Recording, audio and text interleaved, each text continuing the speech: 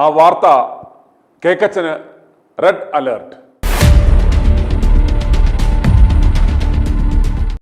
നമ്മുടെ കേക്കച്ചൻ ആകെ സമനില തെറ്റി നടക്കുകയാണ്. കണ്ട സ്വപ്നങ്ങളെല്ലാം പാളിപ്പോവുകയാണല്ലോ ദൈവമേ എന്നോർത്ത്. സംഘടനാ ചുമതലയുള്ള അഖിലേന്ത്യാ ജനറൽ സെക്രട്ടറി ആണെങ്കിലും വരും ദിവസങ്ങളിൽ താൻ കേരളത്തിൽ സജീവമാകുമെന്ന് കെ സി വേണുഗോപാൽ വ്യക്തമാക്കി. സിറ്റ് ടു വിൻ ക്യാമ്പിൽ പങ്കെടുക്കുവാൻ എത്തിയപ്പോഴാണ് വേണുഗോപാലിന്റെ ഇപ്രകാരം ഒരു പ്രതികരണം. കേരള രാഷ്ട്രീയത്തിൽ താൻ സജീവമാണ്. ആലപ്പുഴയിലെ ജനങ്ങൾ ജയിപ്പിച്ചു വിട്ടയാളാണ്. സജീവമാകുന്നത് ഏതെങ്കിലും കസേര നോക്കിയല്ല, പൂർണ്ണമായും പ്രവർത്തിക്കുന്നത് മാർക്സിസ്റ്റ് പാർട്ടിയെ താഴെ ഇറക്കുവാനാണ്. ഇനിയും സജീവമായി ഉണ്ടാകുമെന്നും കെ സി വേണുഗോപാൽ വ്യക്തമാക്കി. ഞാൻ കേരളത്തിലല്ലേ, ഞാൻ ആലപ്പുഴയിൽ നിന്നുള്ള ജനങ്ങൾ ജയിപ്പിച്ച എം പി അല്ലേ. കേരളത്തിൽ ഞാൻ സജീവമായിട്ടുണ്ടാവും. പക്ഷേ ഏതെങ്കിലും കസേര നോക്കിയിട്ടുള്ള സജീവത്വമല്ല, പാർട്ടിയെ ശക്തിപ്പെടുത്തി പാർട്ടിയെ വിജയിപ്പിക്കാൻ, UDF വിജയിപ്പിക്കാൻ വേണ്ടിയിട്ടുള്ള സജീവത്വമാണ്. ഞാൻ കേരളത്തിൽ സജീവമായിട്ടുണ്ടാവുന്നത് മാർക്സിസ്റ്റ് പാർട്ടി അധികാരത്തിൽ താഴെ ഇറക്കാൻ വേണ്ടിയിട്ടാണ്. വീണ്ടും പറയുന്നു, ഏതെങ്കിലും കസേര നോക്കിയിട്ടല്ല ഞാൻ സജീവമാകും. അതേസമയം കെ സി വേണുഗോപാൽ കേരളത്തിൽ സജീവമാണെന്ന് വ്യക്തമാക്കിയിരിക്കുകയാണല്ലോ എന്ന ചോദ്യത്തോട് ഇന്ന് നല്ല റെഡ് അലേർട്ട് എന്നാണല്ലോ പറയുന്നത് അല്ലേ എന്ന് ആകാശത്തേക്ക് കൈ ചൂണ്ടി പ്രതിപക്ഷ നേതാവ് കേക്കച്ചൻ ഒപ്പമുള്ള പ്രവർത്തകരോട് പറഞ്ഞു. പട്ടാമ്പിയിൽ പാർട്ടി പരിപാടിയിൽ പങ്കെടുക്കുവാൻ എത്തിയപ്പോഴായിരുന്നു കേക്കച്ചൻ ഇപ്രകാരം മറുപടി പറഞ്ഞത്. മഴ പെയ്യുമോന്ന് നോക്കണമെന്ന് പ്രവർത്തകരോട് പറഞ്ഞ ശേഷം കേക്കച്ചൻ നൈസായി നടന്നു നീങ്ങുകയായിരുന്നു. കേരള രാഷ്ട്രീയത്തിൽ സജീവമാണ്. ഇന്ന് നല്ല റെഡ് അലർട്ട്. KPCC അധ്യക്ഷൻ അരമനക്കുണ്ടനടക്കം കെ സിക്ക് അനുകൂലമായി അഭിപ്രായം രേഖപ്പെടുത്തി. എന്തിന് കെ മുരളീധരൻ പോലും കെ സിക്ക് അനുകൂലമായി പ്രതികരിച്ചു. കെ സി വേണുഗോപാൽ സംസ്ഥാനത്ത് സജീവമാവുകയാണ്. അതിലെങ്ങനെ സജീവമല്ലേ? ഞാൻ നേരത്തെ അബിൻ വർക്കിയുടെ കാര്യം പറഞ്ഞപ്പോൾ അങ്ങനെയല്ലേ പറഞ്ഞു. K C Venugopal example. നമ്മുടെ അഖിലേന്ത്യാ ഭാരവാഹികൾ നേരത്തെയും അങ്ങനെയായിരുന്നു. ഉമ്മൻചാണ്ടി AIC സെക്രട്ടറി ആയിരുന്നില്ലേ? അദ്ദേഹം കേരളത്തിൽ സജീവമായിരുന്നില്ലേ? AK വർക്കിംഗ് കമ്മിറ്റിയിൽ ഉണ്ടായിരുന്നില്ലേ? സജീവമായിരുന്നില്ലേ? ലീഡർ ഹൈക്കമാൻഡിൻ്റെ ഏറ്റവും മുതിർന്ന നേതാവായിരുന്നില്ലേ? കേരളത്തിലല്ലേ ലീഡറുടെ കാലുകൾ ചവിട്ടി നിന്നത്? അതാണ് എൻ്റെ കീഴ്വഴക്കം. ഇപ്പോൾ കെ സി വേണുഗോപാലോട് സംസാരിച്ചപ്പോൾ കേരള രാഷ്ട്രീയത്തിൽ സജീവമാകുമെന്നാണ് പറഞ്ഞത്. അത് റെഡ് അലേർട്ട് ആണെന്നാണ് പ്രതിപക്ഷ നേതാവ് VD സതീശൻ പറയുന്നത്. അല്ല, അത് ഞാൻ പറയട്ടെ, അദ്ദേഹം കേരളത്തിൻ്റെ ഭാഗമല്ലേ. എന്ത് അഖിലേന്ത്യ ആണെങ്കിലും കേരളത്തിലല്ലേ പ്രവർത്തിക്കുന്നേ. അപ്പോൾ സ്വാഭാവികമായിട്ടും കേരളത്തിൻ്റെ കാര്യത്തിൽ അദ്ദേഹത്തിന് താല്പര്യം ഉണ്ടാവും. നാളെ കേരളത്തിൽ കോൺഗ്രസ് അധികാരത്തിൽ വന്നാൽ അതിൻ്റെ ക്രെഡിറ്റ് അദ്ദേഹത്തിനും കൂടിയല്ലേ. അപ്പോൾ സജീവമാവണമല്ലോ. പക്ഷേ ഒരിക്കലും അദ്ദേഹം പാർട്ടിയുടെ ആഭ്യന്തര കാര്യങ്ങളിൽ അധികം തലയിടാറില്ല. പ്രിയപ്പെട്ട പ്രേക്ഷകരെ, ഇന്ന് മിഷൻ 60യുടെ 59ാം ദിനം, മിഷൻ 250യുടെ 9ാം ദിനവും. കേക്കച്ചൻ്റെ ആ അവസ്ഥ നിങ്ങൾ ഇന്ന് കാണുക. ഊരിപ്പിഴിഞ്ഞ ഇന്ത്യൻ ഡേ പോലെയായി നമ്മുടെ കേക്കച്ചൻ. മറുവശത്ത് രാഹുൽ പാലക്കാട് അടിച്ചു പൊളിക്കുകയാണ്.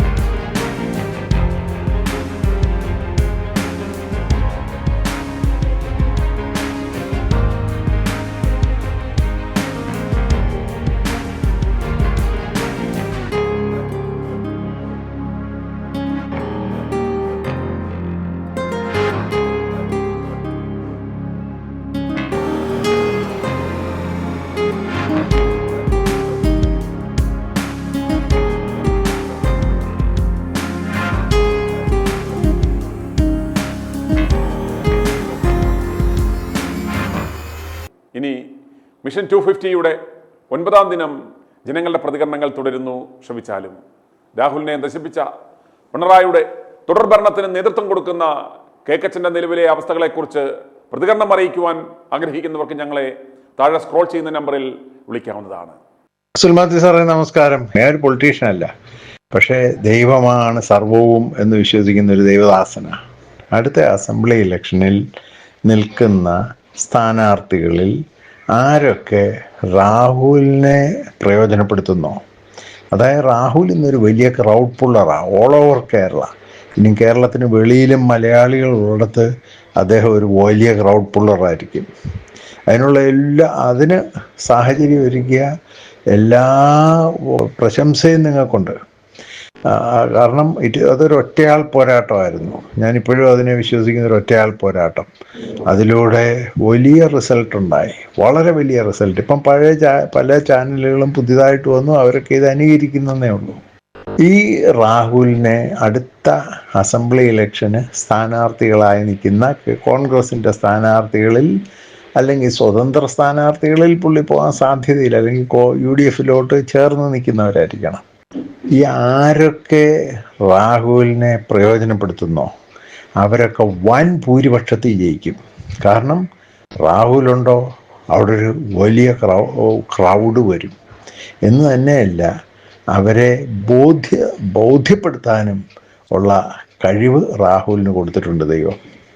എന്ന് തന്നെയല്ല, ഇപ്പം അബിൻ വർക്കിയും ചാണ്ടി ഉമ്മനും അടക്കം അവരുടെ മുമ്പിൽ കിളവന്മാർക്ക് ഒരു പരിധിവരെയും തല താഴ്ത്തിയേ പറ്റൂ. ആ കൂട്ടത്തിൽ നമ്മുടെ വക്കീലും കാണും. അവരെല്ലാം കൂടെ ഒരു ടീമായിട്ട് നിൽക്കും. രാഹുലിനെ ആരൊക്കെ പ്രയോജനപ്പെടുത്തുന്നോ, ഈ ക്യാമ്പയിന് ആരൊക്കെ പ്രയോജനപ്പെടുത്തുന്നോ അവർക്കൊക്കെ വൻ വിജയമായിരിക്കും. അവരുടെ ഒരു ബാധ്യതയായി മാറും രാഹുൽ. അതായത് രാഹുലിനെ മിനിസ്റ്റർ ആക്കണം എന്നുള്ളൊരു വലിയ മുറവിളി അവിടെ ഉണ്ടാവും. കാരണം ആരൊക്കെ രാഹുലിൻ്റെ ഇതിൽ വൻഭൂരിപക്ഷത്തിൽ ജയിക്കുന്നോ അവരൊക്കെയും രാഹുലിനെ ഒരു മിനിസ്ട്രിയിലേക്കാണ് സപ്പോർട്ട് ചെയ്യാൻ പോകുന്നത്. അത് തീർച്ചയായിട്ടും പ്രാധാന്യമുള്ളൊരു ഭാഗം തന്നെ കൊടുത്തേ പറ്റൂ. കാരണം അനേകർ ജയിക്കാൻ സാധ്യതയുള്ളതായിരിക്കും. പക്ഷേ രാഹുലിൻ്റെ പ്രവർത്തനം കൊണ്ടും രാഹുലിൻ്റെ ഇടപെടൽ കൊണ്ടും അവർക്ക് വൻ ഭൂരിപക്ഷം കിട്ടിയാണ് അവർ ജയിക്കാൻ പോകുന്നത്. അവരുടെ ഒരു ഇഷ്യൂ ആയി മാറും രാഹുൽ ഒരു മിനിസ്റ്റർ ആകണം, അതും പ്രാധാന്യമുള്ളൊരു വകുപ്പ് തന്നെ ആദ്യമായി വരുന്ന പുള്ളിയെ ഏൽപ്പിക്കുക. അതായത് ഇപ്പോൾ ഒരു ബൈ ഇലക്ഷന് കയറിയതാണ്, ഇനിയും യഥാർത്ഥ അസംബ്ലി ഇലക്ഷന് ഒരു വൻ ഭൂരിപക്ഷത്തിൽ രാഹുൽ കയറുമെന്ന്, അത് പാലക്കാട് നിന്ന് കയറുമെന്നുള്ളതിന് യാതൊരു സംശയവും ഇല്ല.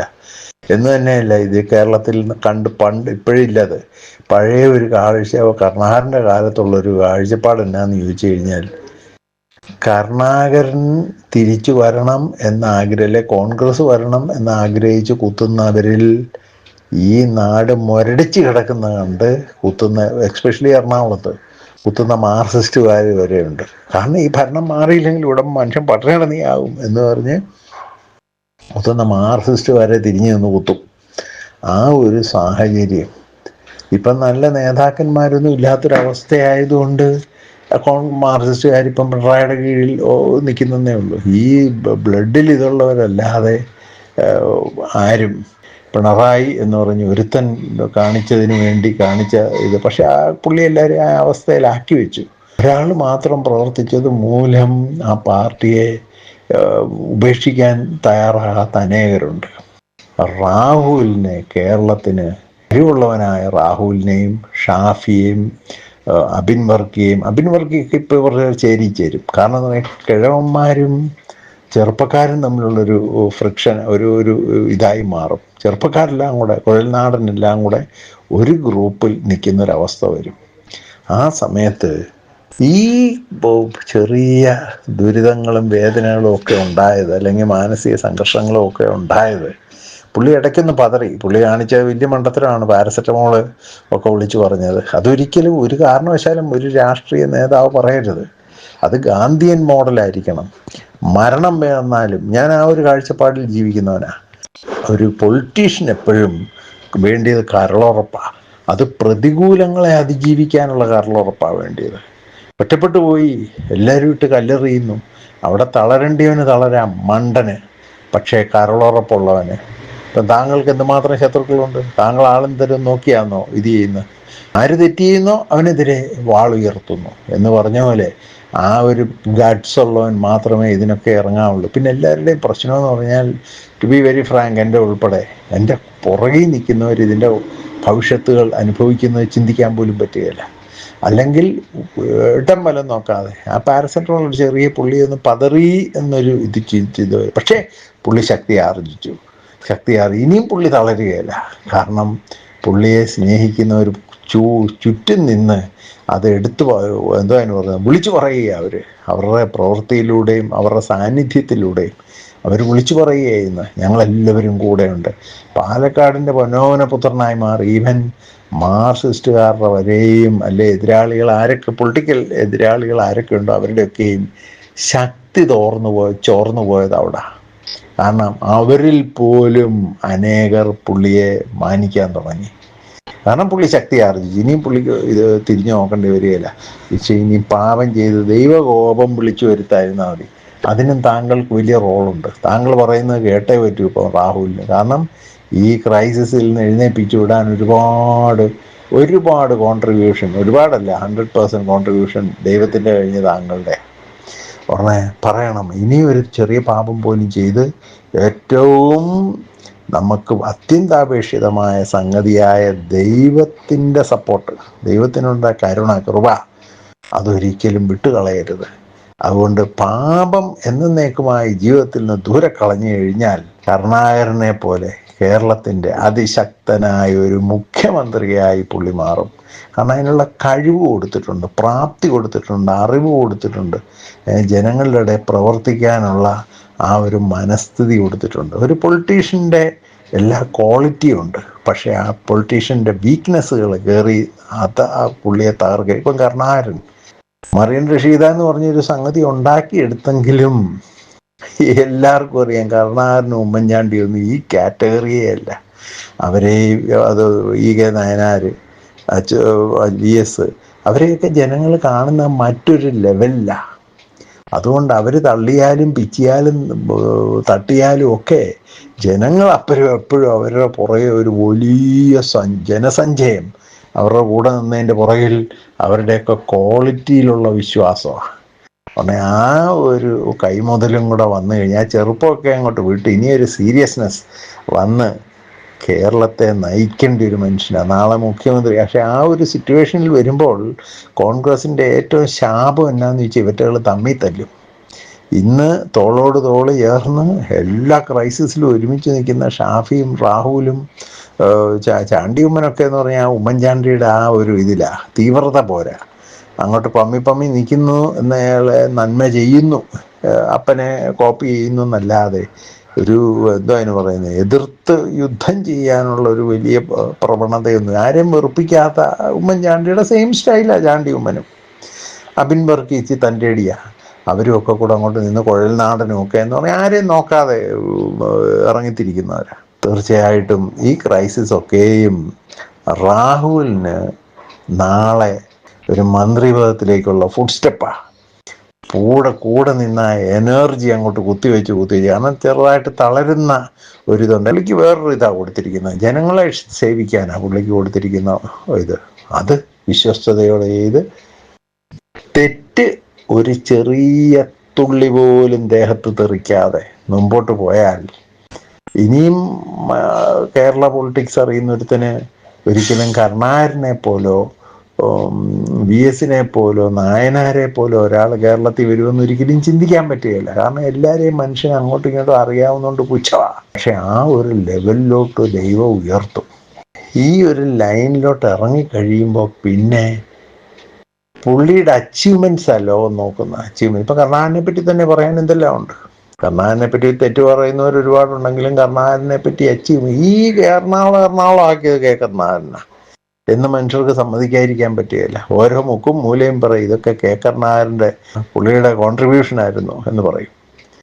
ആ ഒരു ലെവലിലേക്കാണ് പുള്ളി ഉയരേണ്ടത്. എന്നാൽ ആ ലെവലിലേക്ക് ഉയർന്നാൽ മാത്രമേ ഈ പടുകുഴിയിൽ നശിച്ച് കിടക്കുന്ന ഈ നാടിനെ ഉയർത്താൻ പറ്റത്തുള്ളൂ. പടുകുഴിയിൽ നശിച്ച് കിടക്കുന്ന, മോഹം നോക്കാതെ ആക്ഷൻ എടുക്കുക, ഒരു തെറ്റ് 3-4 പ്രാവശ്യം ആവർത്തിച്ചവനെ പരസ്യമായി ഇവരൊക്കെ വിചാരിച്ച ഈസി ആയിട്ട് നടക്കും. ഇവനെ നാളെ ഒരു ഇരയാക്കി റവന്യൂ ഡിപ്പാർട്ട്മെൻറ്റിന് പ്രയോജനപ്പെടുന്ന രീതിയിലാക്കാതെ ആ ഒരു പഴയ കാലത്ത് അങ്ങനെ രാമകൃഷ്ണ ഹെഗ്ഡെ ഭരിച്ചു ബാംഗ്ലൂർ. ഞാൻ ആ സമയത്ത് അവിടെ ഉണ്ട്. പെട്ടെന്നല്ലേ മാറ്റങ്ങളുണ്ടായത്. അതുപോലെ തന്നെ ജയലളിത വന്നു കഴിഞ്ഞപ്പോൾ എന്തുമാത്രം മദ്രാസിൽ വ്യത്യാസം ഉണ്ടായി. അതുപോലെ ശിവസേന വന്നപ്പോൾ ബോംബെയിൽ എന്തുമാത്രം വ്യത്യാസം. ഈ സമയത്തൊക്കെ ഞാൻ അവിടെ വഴി തമിഴ്നാട്ടിൽ നിന്നിട്ടിരുന്നേ ഉള്ളൂ. ബോംബെയിലൊക്കെ ഉണ്ടായിരുന്നു. ബോംബെയിലൊക്കെ കാര്യമായ വ്യത്യാസം വന്നു. എന്ന് പറഞ്ഞ പോലെ കേരളത്തിന് നാളെ ഒരു മുതൽക്കൂട്ടായി മാറാൻ രാഹുലിന് എല്ലാവിധ എന്തോ അതിന് പറയുന്നത് ഇൻസ്ട്രക്ഷൻ ഡയറക്ഷനും കൊടുക്കാനുള്ളൊരു യോഗ്യതയും സ്വാതന്ത്ര്യവും താങ്കൾക്കുണ്ടാവും. ഈ വി ഡി സതീശനുണ്ടല്ലോ, ഇവനൊരു ഒറ്റ ചിന്ത മാത്രമേ ഉള്ളൂ, പണം ഉണ്ടാക്കണം. ആ പണം ഉണ്ടാക്കണമെന്ന് ഒറ്റ ചിന്ത. അവന് ഇപ്പം പ്രതിപക്ഷത്തിരുന്ന് കഴിഞ്ഞാൽ ആ ഭരണപക്ഷത്ത് അവൻ ഇരിക്കുന്നതിനേക്കാൾ, ഭരണപക്ഷത്ത് അവൻ മുഖ്യമന്ത്രി ആവണമെന്നൊക്കെ ആഗ്രഹിച്ചാണ് അവൻ വന്നിരിക്കുന്നത്, അതിനേക്കാൾ 3 ഇരട്ടി പൈസ അവന് കിട്ടുന്നുണ്ട്. അവൻ ഒറ്റ ചിന്ത മാത്രമേ ഉള്ളൂ, പൈസ. ഒരു കാരണവശാലും കോൺഗ്രസ് അധികാരത്തിൽ വരണ്ട എന്നുള്ള ചിന്ത മാത്രമേ ഉള്ളൂ ഈ വി ഡി സതീശന്. കാരണം അവന് ഭരണപക്ഷത്ത് വന്ന് അവന് ഒരുപക്ഷെ അവന് മുഖ്യമന്ത്രി ആവണമെന്നൊക്കെ ആഗ്രഹിച്ചൊക്കെ ഇരുന്നതാണ്. പക്ഷേ എല്ലാം തകടം പറഞ്ഞു, മുഴുവനും ജനങ്ങൾ കംപ്ലീറ്റ് കാര്യങ്ങളും മനസ്സിലാക്കി. അതിൽ ഏറ്റവും പ്രധാനപ്പെട്ട ഒരു പങ്ക് വഹിച്ചത് i2i ന്യൂസാണ്. ആ ന്യൂസിൻ്റെ കറക്റ്റ് ഈ ന്യൂസിലൂടെയാണ് സത്യങ്ങൾ മാത്രം, വേറെ ഒരു ചാനലുമില്ല. ഈ വി ഡി സതീശൻ കോൺഗ്രസിനെ തകർത്ത് തരിപ്പണമാക്കുന്ന എല്ലാ രീതിയിലുള്ള പ്രവർത്തനമാണ് യഥാർത്ഥത്തിൽ ഈ പറയുന്ന വി ഡി സതീശൻ കാണിച്ചുകൊണ്ടിരിക്കുന്നത്. വി ഡി സതീശന് ഒരു ചിന്ത മാത്രമേ ഉള്ളൂ സാറേ, ഞാൻ നേരത്തെ പറഞ്ഞ രീതിയിൽ ഇവനെ യഥാർത്ഥത്തിൽ പ്രതിപക്ഷത്തിരുന്നാൽ മതി, ഭരണപക്ഷത്ത് വരണ്ട. ആ ഒറ്റ ഒരു ചിന്ത മാത്രമേ ഉള്ളൂ. ഭരണപക്ഷത്ത് വന്നു കഴിഞ്ഞാൽ കൃത്യമായിട്ടും യമൻ്റെ ഒരു കാര്യങ്ങളും നടക്കത്തില്ല. ഒന്ന് ആലോചിച്ച് നോക്ക്, യുവജനങ്ങൾ ശരിക്കും പറഞ്ഞാൽ ശക്തമായ ഒരു പോരാട്ടം നയിക്കാനായിട്ട് അതിശക്തമായ ഒരു യുവനിര തന്നെ ഇന്ന് കോൺഗ്രസ്സിലുണ്ട്. ആ കോൺഗ്രസിൻ്റെ ഷാഫി പറമ്പിൽ എന്ന മൂത്ത്, ആ ഷാഫി പറമ്പിൽ എന്ന ശക്തനായ ഒരു നേതാവ്, ആ ഷാഫി പറമ്പിലിനെ കറക്റ്റ് യവൻ ഒതുക്കാൻ നോക്കുന്നു. പിന്നെ അത് മാത്രമല്ല രാഹുൽ മാങ്കൂട്ടത്തിനെ യവൻ ഒതുക്കാൻ നോക്കുന്നു. അത് മാത്രമല്ല അബിൻ വർക്കിയെ ഒതുക്കാൻ നോക്കുന്നു. പിന്നെ നമ്മുടെ അഡ്വക്കേറ്റ് അദ്ദേഹത്തെ ഒതുക്കാൻ നോക്കുന്നു. ഈ പറയുന്ന അഴിമതിക്കെതിരെ ശക്തമായ പോരാട്ടം നയിക്കുന്ന എല്ലാവരെയും ഇവർ ഒതുക്കാൻ നോക്കുകയാണ്. നിയമസഭയിൽ ശക്തമായ പോരാട്ടം നടത്തുന്നവരെ എത്രയും ഒരു സൈഡാക്കുകയാണ്. ഈ പറയുന്ന ഭരണപക്ഷത്തിനെതിരെ പ്രതിപക്ഷത്തിന് ശക്തമായ ആയുധങ്ങൾ ധാരാളമുണ്ട്. ധാരാളം എന്ന് പറഞ്ഞാൽ 100 കണക്കിന് ആയുധങ്ങളാണ്. ആ ഒരു ആയുധം ആദ്യത്തെ ഒരു അമ്പെടുത്ത് ഈ പറയുന്ന വി ഡി സതീശൻ അങ്ങോട്ട് പ്രയോഗിച്ചു കഴിഞ്ഞിട്ട് യവനെന്ത് ചെയ്യും?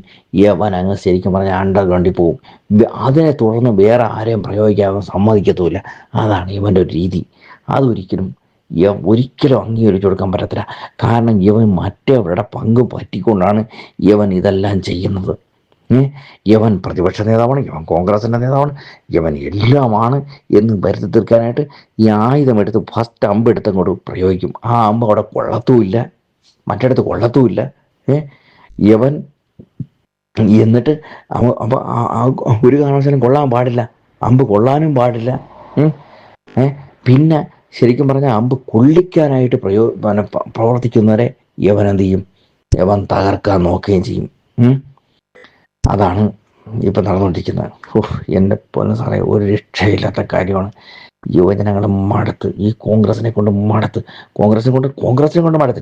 കോൺഗ്രസിനെ ഫസ്റ്റ് ശരിക്കും പറഞ്ഞാൽ ഈ വി ഡി സതീശനെ ഈ പാർട്ടിയിൽ നിന്ന് എടുത്ത് കളഞ്ഞിട്ടുള്ള ഈ പാർട്ടി കോണം പിടിക്കത്തില്ല. കോൺഗ്രസ് രക്ഷപ്പെടണമെന്നുണ്ടെങ്കിൽ ഇവിടെ വരേണ്ടത് കൃത്യമായിട്ടും മുഖ്യമന്ത്രി സ്ഥാനാർത്ഥിയായിട്ട് പ്രഖ്യാപിക്കേണ്ടത് നമ്മുടെ ശശി തരൂരിനെയാണ്. ശശി തരൂരിനെ മുഖ്യമന്ത്രി സ്ഥാനാർത്ഥിയെ പ്രഖ്യാപിച്ചുകൊണ്ട് അതിൻ്റെ പിന്നിൽ നമ്മുടെ മാത്യു കുഴൽനാടൻ, അതേപോലെ ഷാഫി പറമ്പിൽ, പിന്നെ രാഹുൽ മാങ്കൂട്ടത്തിൽ, അബിൻ വർക്കി, ഉമ്മൻചാണ്ടിയുടെ മകൻ ചാണ്ടി ഉമ്മൻ, ഈ പറയുന്ന യുവനിര അതിശക്തമായ രീതിയിൽ ഈ ഒരുമിച്ച് ഒറ്റക്കെട്ടായിട്ട് നിന്ന് കൃത്യമായിട്ടും ഈ പറയുന്ന പടം മുന്നോട്ട് നയിച്ചെങ്കിൽ മാത്രമേ നമുക്ക് മുന്നേറാൻ പറ്റത്തുള്ളൂ, കോൺഗ്രസിന് അധികാരത്തിൽ വരാൻ പറ്റത്തുള്ളൂ.